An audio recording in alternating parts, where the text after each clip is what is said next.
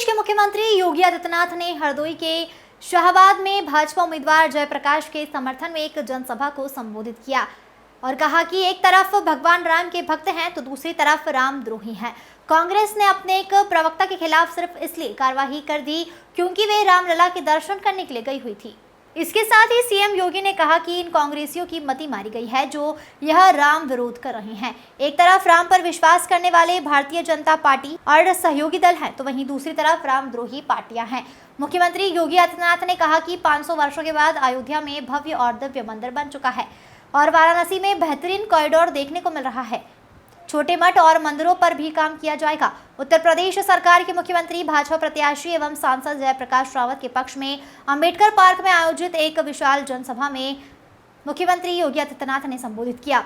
मुख्यमंत्री योगी आदित्यनाथ ने समाजवादी पार्टी की पूर्व सरकार को निशाना साधते हुए कहा कि पहले की सरकार भेदभाव का काम करती थी। कब्रिस्तान के लिए पैसा आता था लेकिन शमशान घाटों के लिए नहीं। लेकिन अब भारतीय जनता पार्टी की सरकार सबका साथ सबका विकास के रास्ते पर चल रही है। किसी के साथ कोई भेदभाव नहीं किया जाता। सभी योजनाओं का लाभ निष्पक्ष रूप से सभी वर्गों को मिल रहा है।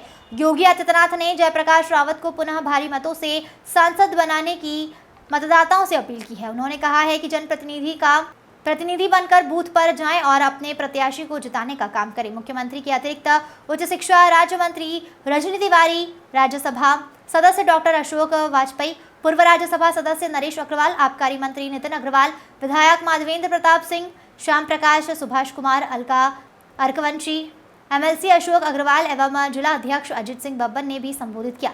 कार्यक्रम का संचालन पूर्व जिला अध्यक्ष राम बहादुर सिंह ने किया। हरदोई से अखिलेश सिंह की रिपोर्ट। देश के अंदर एक तरफ भगवान श्री विष्णु के ही अवतार मर्यादा पुरुषोत्तम भगवान श्री राम के भक्त हैं और दूसरी तरफ रामद्रोही हैं। आज आपने देखा होगा कांग्रेस ने अपने एक प्रवक्ता के खिलाफ इसलिए कार्रवाई कर दी क्योंकि उनकी प्रवक्ता अयोध्या में रामलला का दर्शन करने के लिए गई थी। अब आप सोचो, इन कांग्रेसियों की मति मारी गई है।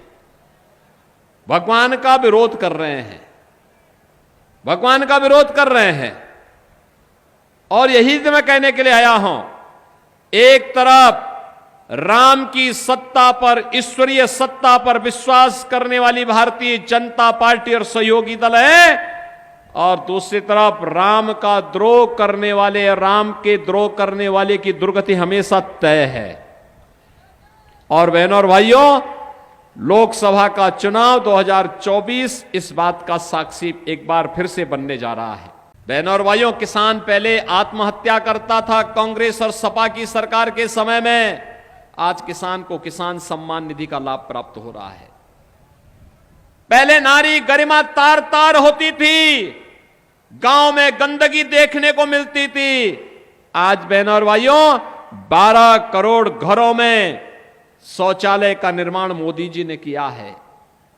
पहले बरसात में या ईंधन समाप्त होने पर गरीब भूखों सोता था।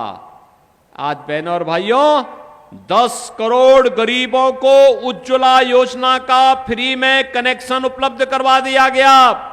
और मोदी जी ने कहा है जितने बाकी हैं, 1 करोड़, 2 करोड़, 3 करोड़, 5 करोड़ जितने बाकी होंगे उन सबको फ्री में कनेक्शन उपलब्ध कराएंगे उज्ज्वला योजना के। जाइए आप भी मेरी तरफ से बोल करके आइए कि चुनाव के बाद उन सबको फ्री में कनेक्शन मिलेगा। 4 करोड़ गरीबों को एक एक मकान मिल गया है और बाकी जितने भी गरीब और पात्र लोग बचे होंगे उनको चुनाव के बाद से कार्रवाई प्रारंभ हो जाएगी।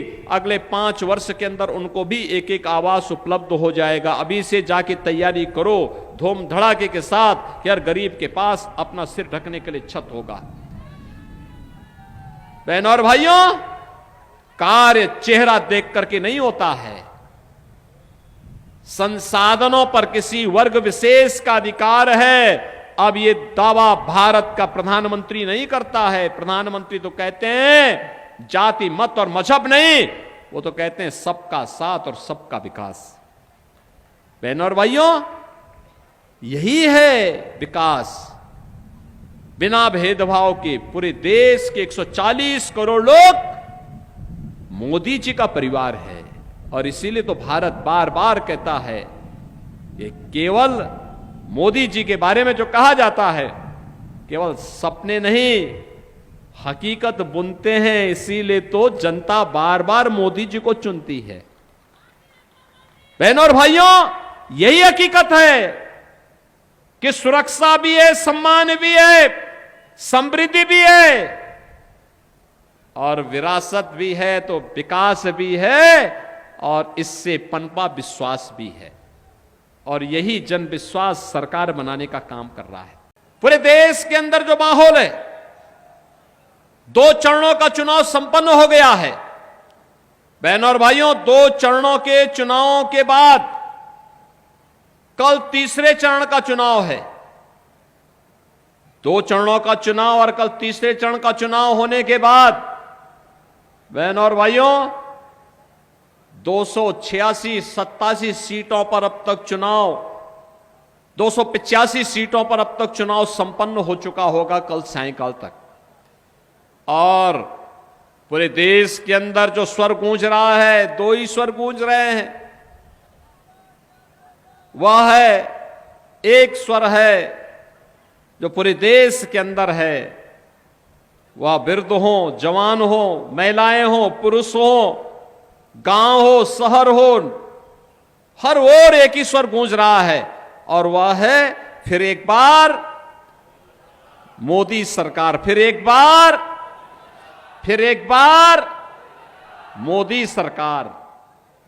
और लोग पूछते हैं कि मोदी सरकार क्यों?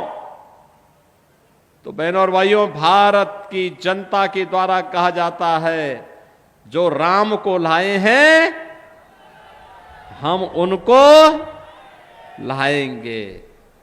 तो स्वाभाविक रूप से राम को लाने के लिए तो राम भक्त ही आएंगे ना, कोई रामद्रोही तो रह जाएगा। और बहनों और भाइयों, यही स्थिति पूरे देश के अंदर है और कल भी यही देखने को मिलेगा।